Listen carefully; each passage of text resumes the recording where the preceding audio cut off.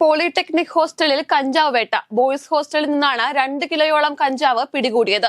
ഇന്നലെ രാത്രി 9 മണിയോടെ ആരംഭിച്ച പരിശോധന 7 മണിക്കൂറോളം നീണ്ടു. സംഭവത്തിൽ കൊല്ലം കുളത്തൂപ്പുഴ സ്വദേശി ആകാശിനെ 14 ദിവസത്തേക്ക് റിമാൻഡ് ചെയ്തു. ഇയാൾ കഞ്ചാവ് സൂക്ഷിച്ചത് വിൽപ്പനയ്ക്കാണെന്നാണ് റിമാൻഡ് റിപ്പോർട്ടിൽ പറയുന്നത്. കളമശ്ശേരി പോളിടെക്നിക്കിലെ റെയ്ഡിലൂടെ ലഹരി പിടികൂടിയ സർക്കാരിന്റെ ആർജവത്തെ അഭിനന്ദിച്ച് KSU സംസ്ഥാന അധ്യക്ഷൻ അലോഷ്യസ് സേവ്യർ.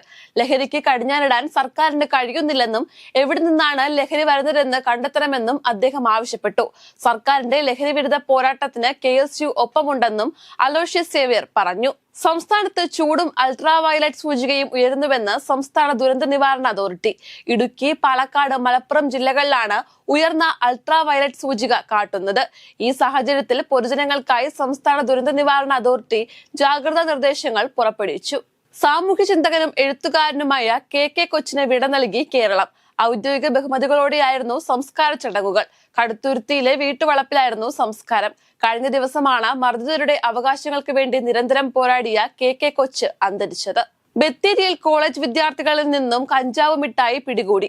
വിദ്യാർത്ഥികൾ കൂടി നിൽക്കുന്നത് കണ്ട് സംശയം തോന്നി പോലീസ് പരിശോധിച്ചപ്പോഴാണ് കോളേജ് വിദ്യാർത്ഥിയിൽ നിന്നും കഞ്ചാവ് അടങ്ങിയ മിഠായി പോലീസ് കണ്ടെടുത്തത്.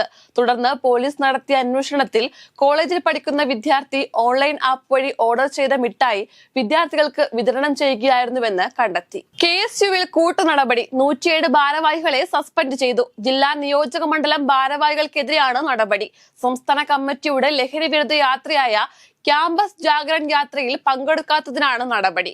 കാസർഗോഡ്, കണ്ണൂർ, വയനാട്, കോഴിക്കോട് ജില്ലയിലെ ഭാരവാഹികളെയാണ് സസ്പെൻഡ് ചെയ്തത്. VS അച്യുതാനന്ദനെ വീട്ടിലെത്തി സന്ദർശിച്ച് CPIM സംസ്ഥാന സെക്രട്ടറി MV ഗോവിന്ദൻ. ഫേസ്ബുക്ക് കുറിപ്പിലൂടെ MV ഗോവിന്ദൻ തന്നെയാണ് ഇക്കാര്യം അറിയിച്ചത്. VSന്റെ 8 പതിറ്റാണ്ടിലേറെ നീളുന്ന രാഷ്ട്രീയ ജീവിതം കേരളത്തിലെ തൊഴിലാളി വർഗ പ്രസ്ഥാനത്തിന്റെ മുന്നേറ്റ ചരിത്രം കൂടിയാണെന്ന് അദ്ദേഹം കുറിച്ചു. തമിഴ് ഭാഷയുടെ പ്രചാരം ശക്തമാക്കാൻ കോടികൾ അനുവദിച്ച് തമിഴ്നാട് സർക്കാർ. സംസ്ഥാന ബജറ്റിലാണ് തമിഴ് പരിപോഷിപ്പിക്കാൻ നിരവധി പദ്ധതികളുമായി സർക്കാർ മുന്നിട്ടിറങ്ങിയിരിക്കുന്നത്. കേന്ദ്രവുമായുള്ള ഭാഷാപ്പോര് കടുത്ത പശ്ചാത്തലത്തിലാണ് സ്റ്റാലിൻ സർക്കാരിന്റെ ബജറ്റ് പ്രഖ്യാപനത്തിലെ പുതിയ ഭാഷാ പദ്ധതികൾ എന്നതും ശ്രദ്ധേയമാണ്. പഞ്ചാബിലെ മോഗയിൽ ശിവസേന നേതാവിനെ ബൈക്കിൽ പിന്തുടർന്ന് വെടിവെച്ചു കൊന്നു.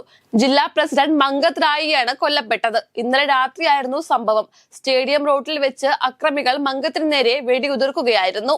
സിറിയയിൽ താൽക്കാലിക ഭരണഘടന നിലവിൽ വന്നു. 5 വർഷത്തേക്കുള്ള ഇടക്കാല ഭരണഘടനയ്ക്കാണ് പ്രസിഡന്റ് അഹമ്മദ് അൽ ഷറ അംഗീകാരം നൽകിയത്. സ്ത്രീകൾക്ക് അവകാശവും അഭിപ്രായ സ്വാതന്ത്ര്യവും ഉറപ്പുവരുത്തുന്ന ഭരണഘടന എന്നതാണ് പ്രധാനപ്പെട്ട പ്രത്യേകത.